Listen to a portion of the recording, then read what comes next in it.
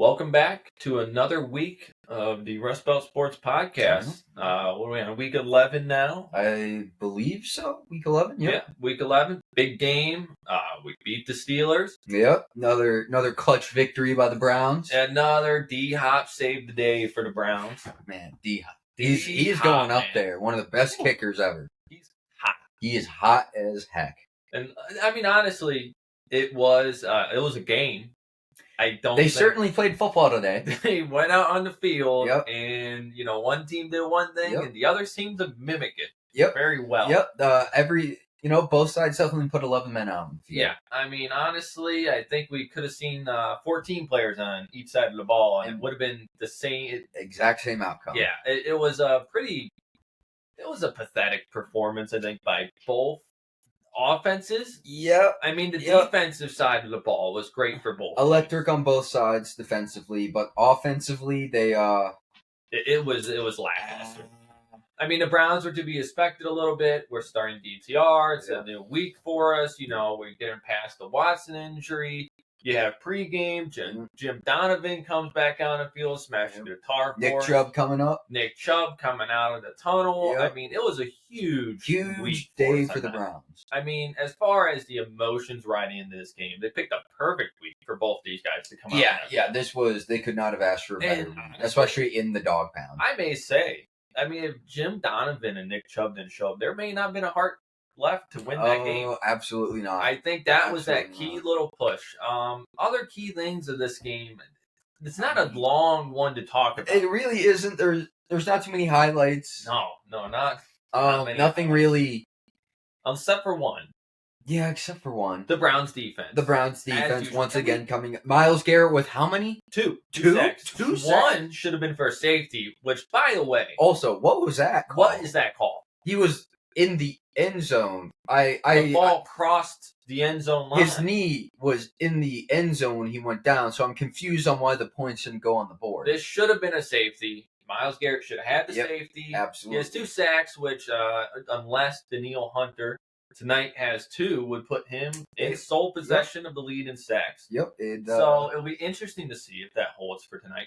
We held TJ to 1 sack, I believe.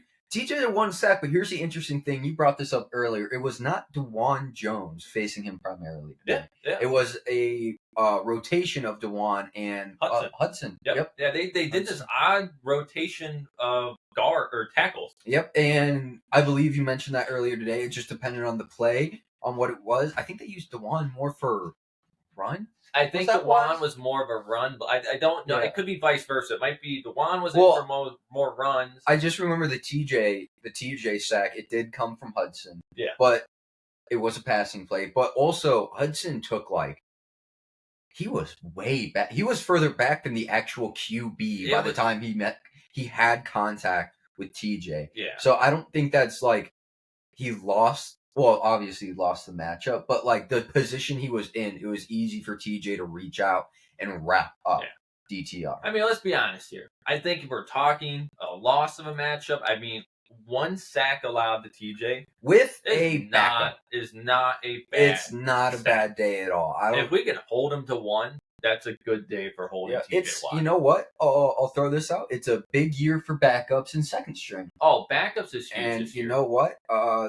They're really earning their money. Yeah. They're really earning their roster spot. You have backup, second string, third string coming through who are I'm going to throw it out there, doing better than most starters. It's kind of crazy this year how many backups we've seen come into the league. Yeah, absolutely. Especially in a quarterback. And we'll talk about that in probably a weekly recap. Yeah. But we'll get a deep dive into how we think the backup QB and why it's turning into valuable. A prime position in football where you can't just sign anyone. Yeah, because the past few years it almost seemed like the backup QB has kind of been that overlooked. Honestly, for a really long time, it's been one of those things where it's all right, we got our guy. Now let's anyone who's played QB at any point in their life, they're on the lineup, not someone who is first off schematically fitting into the team. But Schematic is a huge thing now as far as the backup. Especially, but more importantly, one who can perform under the pressure. Yeah. And let's break this down. Let's go into, we got the 3 segments of the game here. We got offense, defense, special teams. Yep. let's start special teams because I have a few things to point out in this. Okay. We came out. Yes. We had the punter who did an amazing job. Yeah. You know, it was launching them. I think we pinned him a couple times in the 10 right off the bat.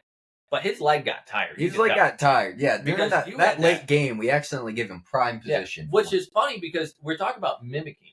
Yeah. And what did the Steelers punt right before that do? The same exact thing. It was very weird. Even on. Yeah. It was a very. You know what? It was a dead matchup today. Yeah, I mean, really. But I mean, battle of whoever. If I'm gonna throw out, it was a dead matchup today. I got to point out, it was a dead matchup with a weak O line on our part. Yep. A rookie coming in who's technically been third string all day versus a completely healthy Steelers offense. Yeah, I mean, honestly, and we were dead even all day. So is that bad on the Steelers or good on us? So we'll finish up on this special team. Yep. Obviously, punting. I mean, we started off great. Got a little. It was a long punting day. Yep. There's a lot of punting back and forth. Yep. D-Hop, our man, won us the game. I'm going to throw this out there. You know, there's been a lot of talks about upping running back contracts and how important they are to the game, which of course they are. Everyone deserves to get paid, especially when you're the workhorse of the offense. But with the way Dustin Hopkins has been just absolutely stomping teams for us this year, putting up more points than almost any other player in the league, not just kickers, in the league, you got to think kicker's starting to be one of the most important positions in the NFL. It always has been, but especially this season with Dustin Hopkins on the Browns, we might start seeing something where we actually start paying our kickers a bit more than they actually get. I mean, I don't disagree. I mean, let's look at this season. I'll go into a little rant here. We talked about it before on this podcast multiple times. Yes, we have. Dustin Hopkins is the best kicker in the NFL right now. There's no comparison. You can't really bring anybody else up that even comes close to him. I mean, Dustin Hopkins single-handedly has won the Browns multiple games. Mm-hmm. He's constantly kicking under pressure. But I saw the stat line that he's only missed 2 times, under 2 minutes left in the game. About to say, it's like 27 made for 29 attempts. Right? It's a crazy stat line. The guy is elite, and honestly, it's one of the pickups of the season. It's crazy in the NFL. Because, again, got him from the Chargers. Chargers got Dicker the kicker. I said it before. We made the acquisition, and I went, who the hell is Dustin Hopkins? I had no clue. We had no idea. And he comes out, and honestly, he's a staple part of the franchise. Yeah, no, I mean, he's one of those guys that comes out, and you go, all right, we got Garrett, we got Chubb, we got Batonio, we got D-Hop now, and it's like, that's very shocking. Phil Dawson. Remember how loyal the fan base was to Phil Dawson? Well, Phil Dawson was a monster for us. That's what I'm saying. Phil Dawson, no kickers. Mm-hmm. D-Hop. It took us this Phil long. Phil Dawson 2.0? Rico, when did Phil Dawson retire? Yeah, how many years did we go without a... Or when did he leave the Browns? Phil Dawson level kicker. Because I don't remember a kicker since Phil Dawson. I mean, we went through so many kickers. Absolutely. So at the end of the day, D-Hop elite. 2012. So 2012. 11 years. 11 years without a D-Hop. My bad. Oh my God, I did it. I did it. A Phil Dawson level kicker.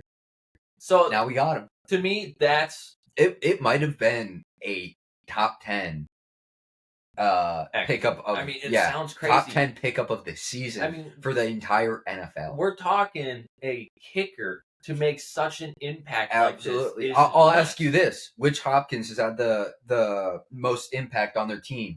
DeAndre on the Titans or Dustin on the Browns? And you look at it and, on paper you go, well, obviously it's DeAndre Hopkins because he's an elite receiver. So what you're saying is, who's the real D-Hop? Who's the real D-Hop? Who's the real D-Hop? Is D-Hop in Tennessee or is D-Hop right here on the North Coast in Ohio? I mean, honestly, dude, I love D-Hop. I think absolutely. It's going to be we great. Can't praise him enough. Yeah, so thank you to D-Hop for single-handedly making us have a 7-3 record. A 7-3 record, and thank you to Andrew Barry. Yes, for the pickup. I mean, how do you even find someone like this? I mean, that's the route. That pretty much sums up the special teams. Special teams. Nothing else to really talk about. Go to offense. Defense for the end. I mean, I will say. Well, hold on. I got to eat my words a little bit. All right, glad you're bringing it up. I was dogging DTR a lot. Again, to me, it didn't make sense over PJ Walker, but DTR, even though he didn't have a passing touchdown, the one interception he had, I mean, it was up in the air. It's not like he threw it right at a defender. So, you can't really fault him. DTR went out there and he played a great game of football for the Browns. He was really able to connect.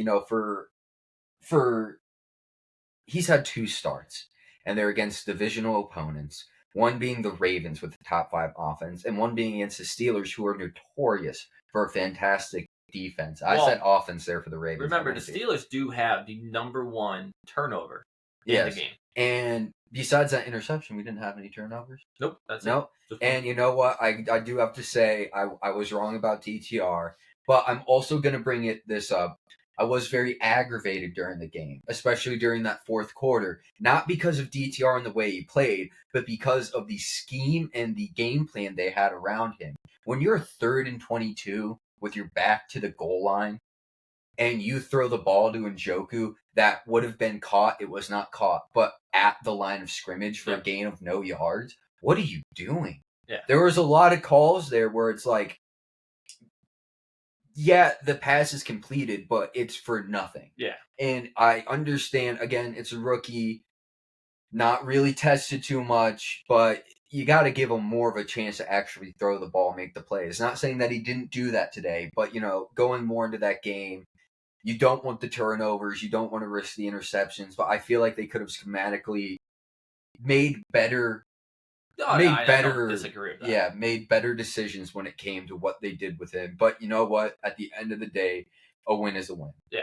So let me go into my little spiel about DTR. All right. So first, let me read the stat line. All right. 24-43. He threw the ball a lot. We could not get the ground game going for the life of us. Absolutely not. So not only did we take out what is one of the best rushing offenses in the league, it's out of the equation. So now your rookie QB has to step up even more. Yeah, and he has to sling it. And we saw the struggle. Yes, we did. Absolutely. He should not be throwing 43 attempts. Especially not in his second career start against a defense that commits the most turnovers. So we had 165 yards for him. Yep. 1 interception, which I'm crossing that off. That was one of those oddball 50-50s. Yeah. Was it a bad throw? It was thrown behind Cooper, but the fact that Cooper smacked it into the air, it goes high. I mean, that's really up for anyone. Yeah, right? I mean, I'm not arguing that it's an interception on the stats, but at the end of the day, I'm not going to count that really against him on the knocks. Yep. He had 20 rush yards. He had a little scramble capability. He was avoiding. The crazy part to me is, to DTR, the average time of throw for him was 2.17 seconds. 2.17 seconds. You talk about eliminating that rushing attack of the Steelers D. They figured out how to do it, which is where you see that scheme play come in. I see what they were trying to do. Get the ball out quick. Yep. For more of a check down route. So that way we didn't get sacked and lose yardage. But the problem is, getting the ball out quick works when you're gaining yards, but they were throwing behind the line of scrimmage that we were still losing yards. You know what? I saw a stat right after last week's Ravens game, and it was top 5 people with the most time in the pocket, and Deshaun Watson was in that top 5, getting 3.13 seconds in the pocket to be able to throw the ball. Now, you can say maybe that's his scrambling ability, but I'm only bringing it up because when you bring that up, and it's one of the most times in the pocket, and then you go to a game plan when you're trying to get it out quick, cutting an entire second off your decision making in your second career start, it's very crazy. And the fact that we were able to, compel these complete drives to actually get it down the field. Not that there was many complete. Not that there was many complete, but you know what? There weren't a lot of turnovers either, and that's what it was. So you know what? For how less time he had, it was a very good job by DTR. Yeah, I think at the end of the day, I think to all the debate over PJ DTR, I think it's going to work out. I think it'll work out. I think it was the right call.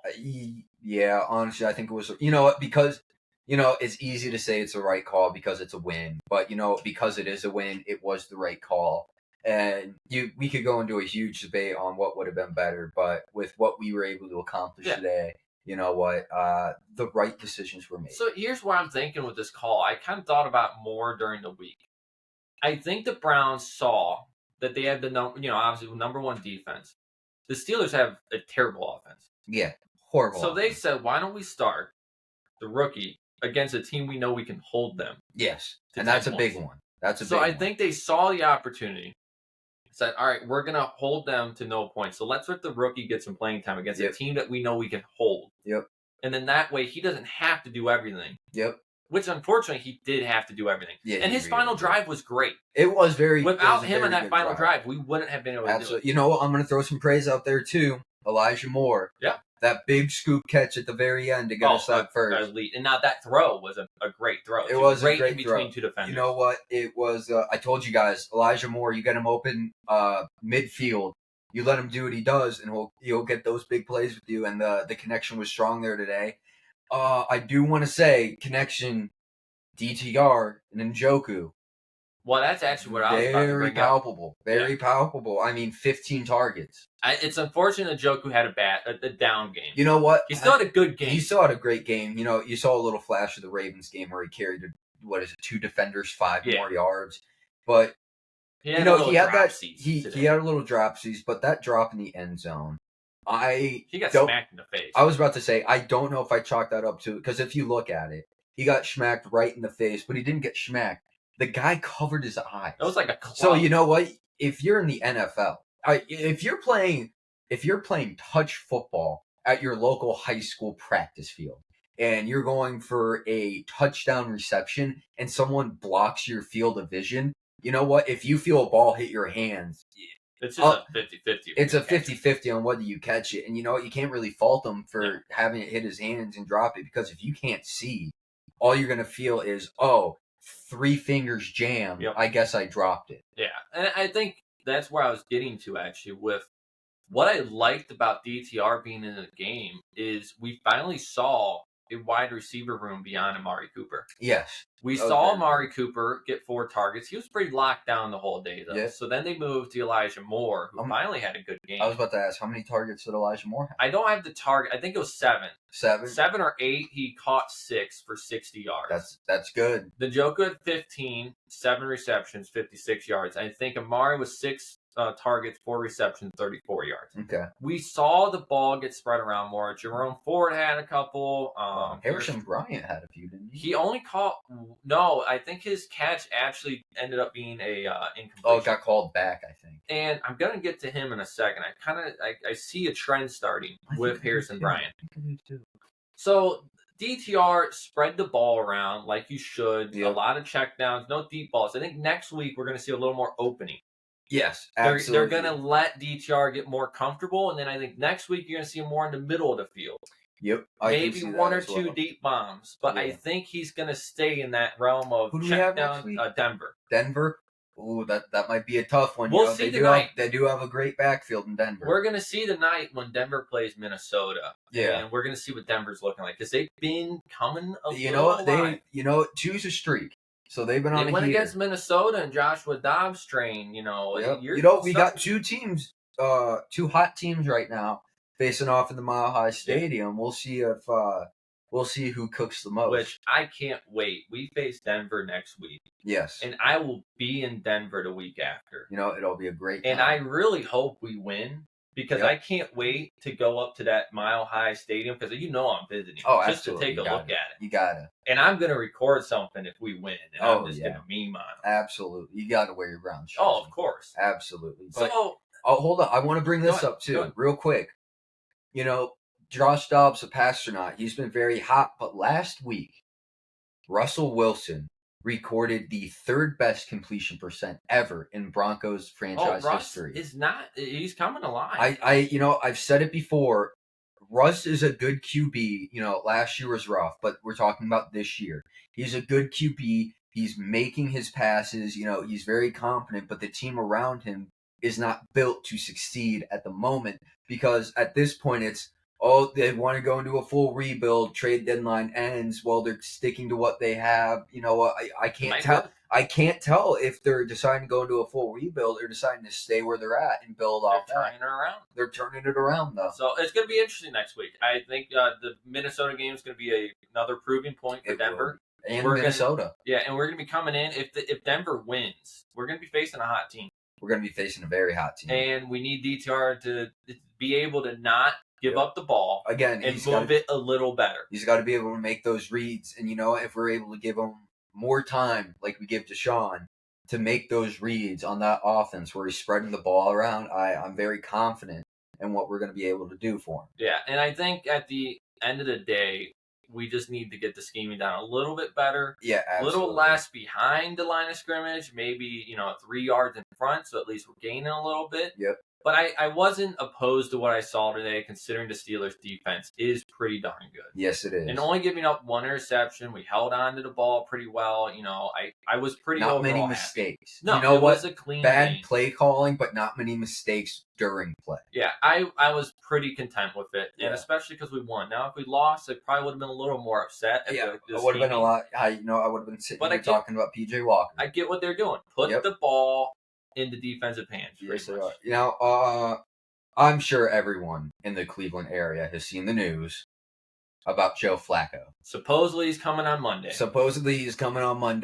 And you know what? I'm going to throw this out again. I think I'd rather have Cam Newton. I have a few reasons why. Cam Newton, he's a bit younger. Yeah. That's a big thing. They're definitely past their prime, both of them. Yeah, absolutely. But Cam Newton at the beginning of the year said he'd rather be a backup for Deshaun in Cleveland, and I honestly just think he's such a locker room guy.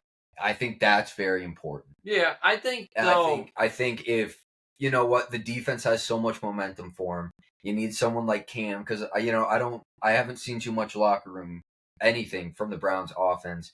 Besides after wins. Oh, yeah, of course. Of them celebrating. But, I think Cam Newton could really rally a lot of people.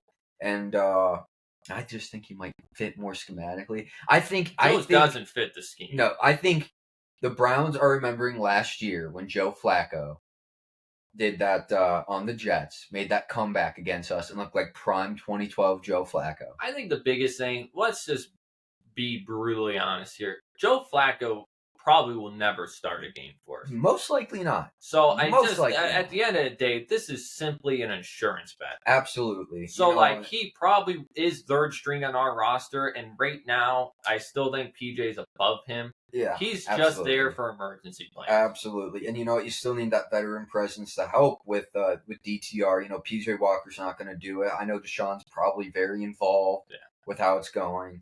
I also have another thing to say about Deshaun. Go ahead. It's very easy to diss him. I've said it a million times before. I've said it early on the podcast. Paid him $46 million a year for nothing. Yep. For half a season. He hasn't even played a full season in the past 2 seasons with the Browns. Yep. But I did learn that when he found out about that shoulder injury from the team doctor, and the doctor they have in the Browns is one of the best in the country when it comes to shoulder injuries. I learned that. He went to 10 other specialists to figure out if he could play because he just wanted to get shot up with pain medication and go out there and play. But it did come down to if you get hit again, like you did there, his shoulder will completely rupture. His shoulder will basically turn to dust. So you know what? The best productivity is accountability. Yeah, no, I mean, I don't think they made a bad call by doing what they did.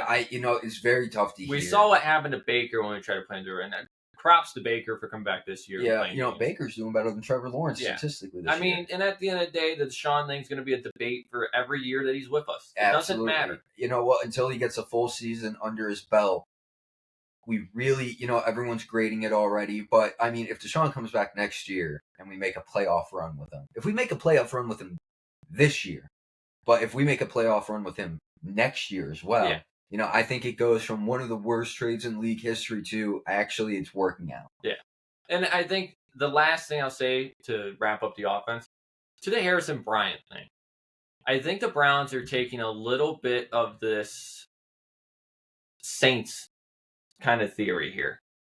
You have Taysom Hill for the Saints, right? Yes. They see what Taysom Hill can do with, a little throwing, little running, tight end, blocking, wildcat. I think Harrison, because he technically is a reserve quarterback. I don't know if you know that. I did not. Yeah, he's actually a reserve quarterback and long snapper. He's very versatile. I did not know this at all. I always wondered why Harrison Bryant stuck around. I guess he played, quarterback in high school, if I'm correct. This is news. So, yeah, I heard on the broadcast today. Yeah. So I think what they're doing is they're trying to get Harrison Bryant because you see it, and it was a cool kind of thing to compare it to. When you see Harrison Bryant come in a direct snap on a 4th and 1, you instantly go, it's just going to be run right down the middle. Yeah. Stefanski's getting smart finally and realizing, well, wait, what if we design plays where they think we're going to run it right down the middle with just a tush push? Yeah. Now you're watching them on these 4th and 1s. They toss it to Jerome Ford. I have been noticing that. Or Elijah Moore. Yeah. And it's working. It is working. It is very much working. So now you're taking another 4th and 1 and all these short 4th downs, and you're putting a different twist on it because it may not be a run. So now you're confusing the defense. They see Harrison Bryant come in because it's so new. The plays, and when they're watching tape, it's not coming up in tapes yet. So now you have Harrison Bryant being able to do multiple things, so they have more availability on a 4th and 1. Yeah. It's not just going to be a tush push.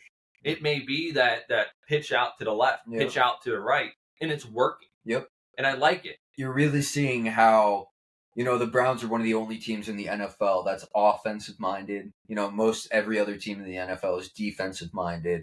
And when you're just able to give your offense options on big plays like that, that's really coming through where you go, all right, Stefanski really does know what to do and how to do it. And I think at the end of the day, I'm going to throw this kind of out there. It's kind of crazy to say. We have 2 head coaches. Yes, we do have 2 head coaches. We have 2 head coaches. We were saying that earlier during the game where you saw the Jim Schwartz. Oh, yeah.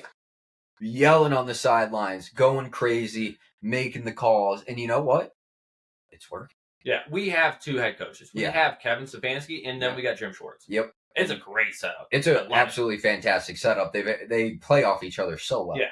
And I think that wraps us into the defense. Yep, the defense. Who is Rico, can you look up who number 90 is on the Browns? He's a D lineman. So I'll go over real quick my take on the defense because I don't have too much to say. It's standard Browns. Mm-hmm. 1, Steelers still haven't outgained an opponent. They almost did. They almost got us until that last drive.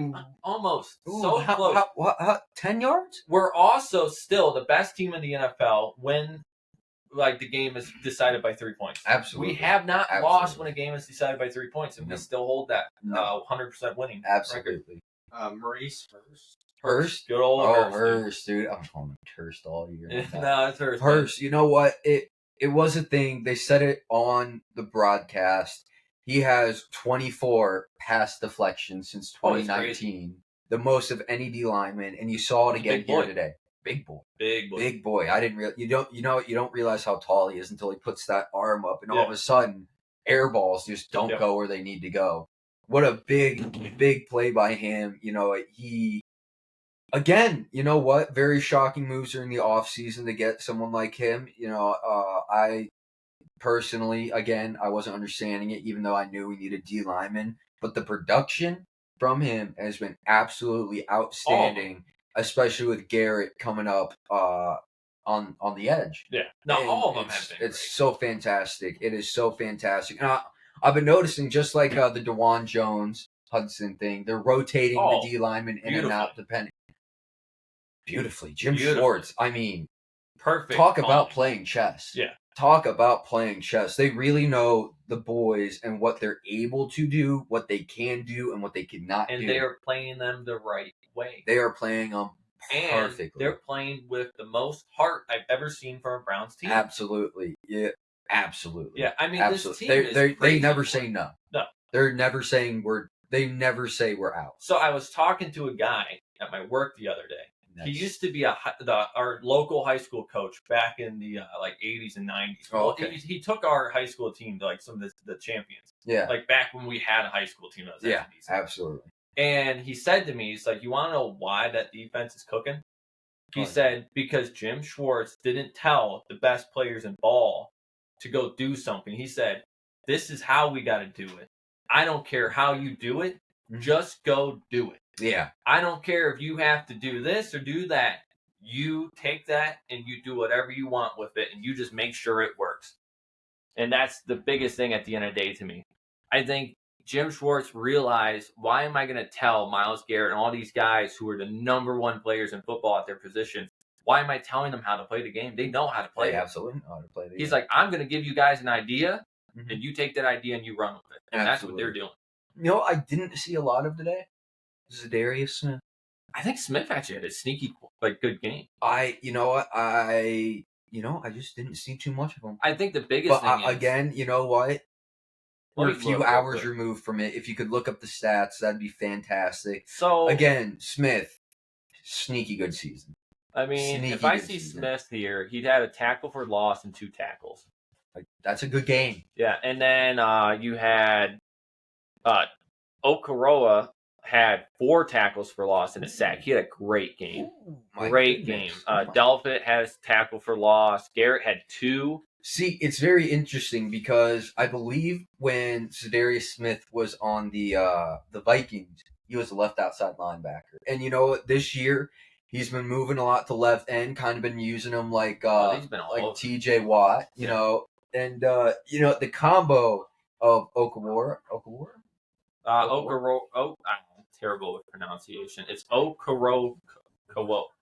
I don't. Anyway, point being is those 3 together on the edge with who we have in the middle is just such a deadly combo. Yeah, and they play them all over. Absolutely, because again, it just gives our linebackers, who I'll say it again, I thought we need something new in there. You know, but it gives them enough time to able to make the decisions, to make the plays. We got playmakers on every single level of the ball. Oh, yeah, we got a lot of playmakers. And it's very, very crazy. Yeah, it's very, very just outstanding. Yeah. And I think the biggest thing when you look at our team, let's bring back up, I think it was 2 seasons ago when they made that trade for Taki. Taki was kind of that bust that everyone's like, he's good, but he's injured. You know, he's not playing that much. He's a mid. What a pickup. Absolutely. He's been an absolute dog for us. And this season, he's really shining. Absolutely. Between him and Jock, it's crazy how those Anthony 2... Walker's Anthony also Walker's been had a great game. You know, I do remember at the beginning of the season, though, one of our middle linebackers got hurt. And I don't know if it was Anthony Walker. I think it was Jacobs. Philip Jacobs, the 3rd round pick from 2 years ago. I think so. He was supposed to be like that sneaky good draft pick, and he's a good player when he plays. But he's just that injury. I think he ruptured his Achilles. Yeah, and I mean, at the end of the day, this whole team is just—they're all just so good. They're playing at that. They're playing elite. They're playing as a team. Yeah, they're not playing as individuals. No, and that's what it is. Yeah, and also another thing with them is, I mean, besides the Jalen Warren, we gave up that long play. I was about to say, you know what? I think even though we are elite, I think the Steelers did expose us a little bit with Jalen Warren. You know, those slip screens to the outside. Yep. You know, we weren't, for some reason, we just did not really have an answer for him until we needed to in the 4th. Yeah, no, they locked him down. They locked him down in the 4th, but all game we were just yelling, just screaming, what are you doing? Yep. Tackle him. How many plays are you going to give him where he just gets 10, 15 yards a play? It seemed like every single time you saw him get the ball, he was able to advance downfield in a spectacular way. You know what? And even though our defense is elite, I feel like it really exposed us. And I don't know if this is a point where other teams go, all right, we have a weakness here. How can we use this to our advantage? Or if the Browns are smart enough to go out and be like, all right, we have a weakness here. Oh, I think smart. How do we train for the rest of the season to make sure we don't get warned again? Yeah, no, I think they'll learn. Because the Steelers are still in the 17 playoff wild card. Yeah. They are the 7th seed in it. And you know what? A Steelers team, anytime during the regular season's dangerous. But if we meet them in the postseason, you know, if they know they can do that, you know, it's one of those things we have to tighten up, or else they're just going to run all over us. And I think to my last point on the defense, and it goes back to what we say, I feel like every single week, let's look at Myles Garrett's game today. Yeah. So you had Myles Garrett come out. He had 2 tackles, 2 sacks, 2 tackles for loss. Oh my goodness. And what should have been a safety? A safety. Rico, can you look up Max Crosby's stat on the day? So, at the end of what we're looking at here, right? We're looking at, what is that, 13 sacks in the season? He's going to be at 13. He's got 2 more tackles for losses on there. I do want to point this out. He is number 3, I believe. Yes, number 3 in most sacks through first 100 games. Yeah, and he's two got sacks behind T.J. Watt. Before the game ended, he's probably 1.5 sacks behind him. And played 3 less games. Yeah, it's going to be close. So at the end of the day, people are always like, oh, T.J. Watt, he's the better pickup. Of course T.J. Watt is elite. Yeah. You know, you can't take it away from him. What he's doing is outstanding. But when it comes to the debate, Myles Garrett has just been absolutely closing the door, especially with 3 less games, and their stats are very, very comparable. I think Myles Garrett this year... And he's younger. I think this is Myles Garrett's best season. Best season, and you know what? And it might go down as his best season the way he's playing. I still think he has. He might have more. I'm not saying he doesn't, but this might end up being his career year. Yeah. Crosby's got 6 tackles and 1 sack. So he's still ahead of Crosby in sacks. So I think Crosby had 10. So he's still 2.5 sacks ahead, or 1.5 sacks ahead. Crosby's got the tackles going for him. Yeah, he does. And Crosby's a little more... Daniil hasn't played. Yeah, Daniil's going to be the big thing. If Daniil has a big game, he'll keep up. Yes, but he has. We could see Myles Garrett lead the league in sacks as of tonight if Daniil Hunter doesn't. Daniil has 11. Yep. So he needs 2 to keep up with Myles. But I think at the end of the day, Myles is just cementing himself every week more and more for that Defense Player of the Year award. It's just so... You know what? Every single week, he just puts out more stats that are damn near unbelievable. Yeah, and good. Every single week, there he really gives us another highlight. There really hasn't been a game where he's been stopped. I think in his worst game, he still had a sack and a half. It might be a half sack or at the worst, but you know, he's still getting something. And I think the key point is... Oh, I'm sorry, I didn't mean Go ahead. Well, no, I was going to say again, as being the most double-team player in the league at the moment. Yeah, and I think you look at him, and he always has that one big play game where you go, how does he do it? Absolutely. He did it today with Kenny Pickett, which should have been a safety. Yep. You look at that play and you say, how does he do this? Absolutely. You know, I saw Nick Bosa was on a podcast, and he needed to list his top 5 edge rushers. And when it came to Myles Garrett, he was just almost speechless because of how athletic Myles is. He's able to bend around that line and get to him. And Nick Bosa was even like, I could not. I could not. The level of freak athleticism you have to just be able to bend around the line like that is so completely outstanding. And you know what? He just keeps getting better. Yeah. And I think that's about it for my defensive take. You know, I really don't have... I think Jock recorded a sack tonight as well. Yeah, Jock is... Jock is, again, having a sneaky good season where, you know what, he's not getting the most sacks in the world, but he is being a game disruptor and a game changer as well. And I think at the end of the day, all-around great defensive performance. I mean, nothing to knock on our cornerbacks. I mean, it was a great game. Absolutely. And I think to tie up the rest of this video, we talked earlier about it. We're going to, we're facing Denver next week. Yep. It's at Denver. Hot team. If they win tonight, you're going on a win streak of 3 for Denver. I mean, we're coming in with a good streak going. 3. So, we're also going to be that team that wants to put up and make sure everyone knows, even without Deshaun, we can still do this. Yep. You know what? I think it'll be a very, just like this game, a very defensive-heavy game. And at the end of the day, it's which offense or which QB can just get the most going for us. Yeah, and I think that to sum it up, if anyone has the expectations, I think this year of blowout games by the Browns, we're not going to blow anyone out. I mean, we blew the Cardinals out. Okay, well, that was the Cardinals, and we had Deshaun then. I think if we had Deshaun, blowouts are more likely. But I think we're talking the rest of the season here. We're not going to be winning games by 21 points. We're not going to be winning games by 14, I don't think. I think where we're at, I think it's going to be always kind of closer games, 1-2 possession games. Close, but we're still going to be taking the lead. We're having our Rocky season where, we're going to go until the final minute. Yep. And it's just who can stay in the longest and who can just take the most punishment. And so far, the Browns have just been able to go out there and give a slobber knocker of a performance every single week. And you really can't keep them down because I feel like the Browns right now are playing that dog in a corner mentality where it's like if you got nowhere to go, your back's against the wall, you fight your way out. Yep. And they fought their way out. They're a dog in the corner, and you know what? I think the biggest attribute we have to this offense and defense is that they don't say no. They don't say No, they don't. They don't say let's give up. They go out and play with heart every single week. And I think at the end of the day, to be a Browns fan, yes, and we were talking about it earlier, we're 7-3. And you know what? That's very shocking. Just in general, just very shocking. I can't remember when we ever were 7-3. I can't remember either, especially with the quarterback play we have. But I said this earlier as well. It doesn't feel like we're 7-3. It feels like we're 3-7. It feels like every week we have to go out there and prove something, and we have to claw our way back up. And it's just very special this year. It's one of those years that just feel different. You know what? That underdog mentality is really hitting us. And 7-3, we should be celebrating. But again, I don't feel 7-3.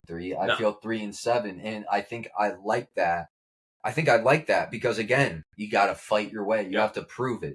And I mean, at the end of the day, we're 7-3, which is amazing. I love it. Absolutely. Love being 7-3. Absolutely. Doesn't count that the rest of the season is a breeze. We still have a lot to do. We have, you know what, with Joe Burrow going out for the season, obviously that Bengal game gets a bit easier. So I see us having 2 really hard games left. Yeah, and I respected to Joe Burrow. Oh, absolutely. Everything to Joe him. Shiesty. I mean, it's sad to see it because I really did love the concept of this AFC North for 4 teams get into the playoffs. Absolutely. I wanted to see it so badly. And it's heartbreaking because just domination. You know what? By if the Browns North. Can't do it, there's no other team than you'd rather see than another Ohio team going out there and just absolutely showing out for the greatest state in the U.S. So I guess that torch gets passed to us. Then, right? The torch has to get passed to us. And you know what? Again, that brings us to our previous point. These backup QB positions are so very valuable where you can't just pick up anyone. You really got to make sure they're a very competent backup, just like with when New York had Tyrod Taylor. You just got to make sure you have elite people to back you up. And we'll get into more of that. We'll get into more of that. Tune into that one too. Yeah, that's going to be very important. Probably going into a little bit of talk on that. Yeah, that'd be another half hour on this, but I think that about sums it up. Till Denver next week. Till the Mile High Stadium gets run over by a pack of wild dogs. I like to hear it. That's what I like absolutely. So thanks for watching, and we'll see you next week. Roll doggies. Roll dogs. Roll dogs.